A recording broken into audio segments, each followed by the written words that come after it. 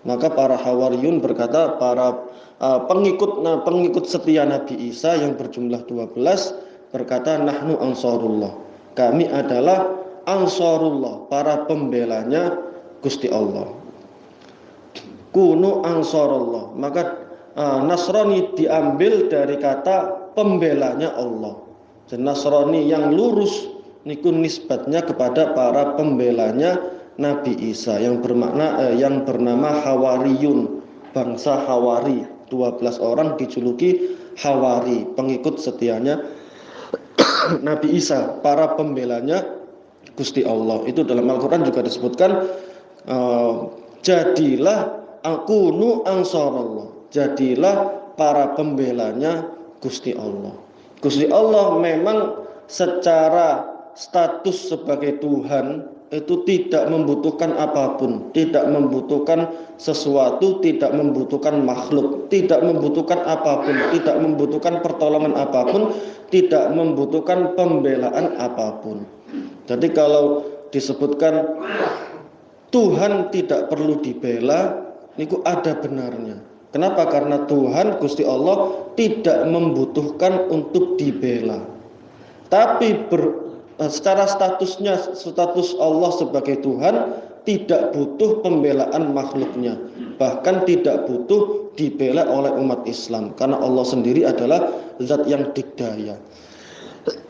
Meskipun Allah itu tidak perlu dibela, tapi perintah Allah dalam Al-Quran, kunu ansarallah, jadilah para pembelanya Gusti Allah. Gusti Allah tidak perlu dibela, tapi jadilah pembelanya agama Gusti Allah.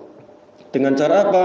Dengan cara menegakkan syiar-syiar agama, dengan cara amar ma'ruf, memerintah kepada kebaikan, saling mengingatkan antara satu sama lain, dan juga nahi mungkar. Nahi mungkar adalah mencegah dari hal-hal yang mungkar. Hal tersebut kalau kita lakukan menjaga nama baik agama, menjaga syiar-syiar Allah, melakukan kebaikan dan menebarkannya atau amar ma'ruf, dan juga melarang dari kemungkaran, saling mengingatkan pada hal-hal negatif, hal-hal buruk, hal-hal kemungkaran, itu termasuk membela agamanya Gusti Allah.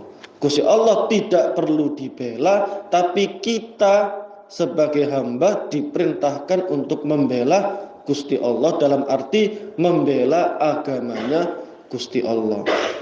Jadi kalau Tuhan tidak perlu dibela, dalam arti Allah tidak membutuhkan pembelaan manusia, itu bisa dibenarkan.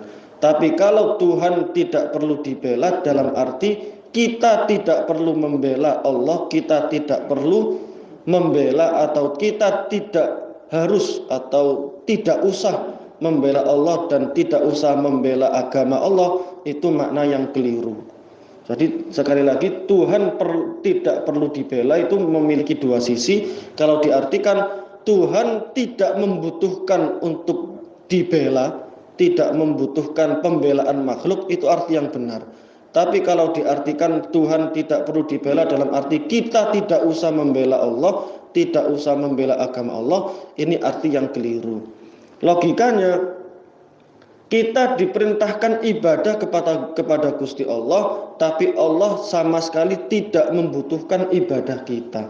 Allah sebagai statusnya sebagai Tuhan yang maha dikdaya tidak perlu atau tidak membutuhkan ibadah kita, tapi kita yang membutuhkan ibadah kepada Gusti Allah. Kita diperintahkan untuk ibadah kepada Gusti Allah. Maka Allah tidak membutuhkan pembelaan kita, tapi kita diperintahkan untuk membela agama Gusti Allah dengan menjaga syiar-syiar agama, dengan cara amar ma'ruf dan nahi mungkar. Para pembelanya Gusti Allah di era Nabi Isa namanya Ansarullah, pembelanya Gusti Allah, dinisbatkan kepada para Hawariyun. Maka para pengikut Nabi Isa, terutama para Hawariyun yang berjumlah 12 itu dijuluki Ansarullah atau Nasrani. Pengikutnya juga dinisbatkan kepada mereka Nasrani atau An-Nasara.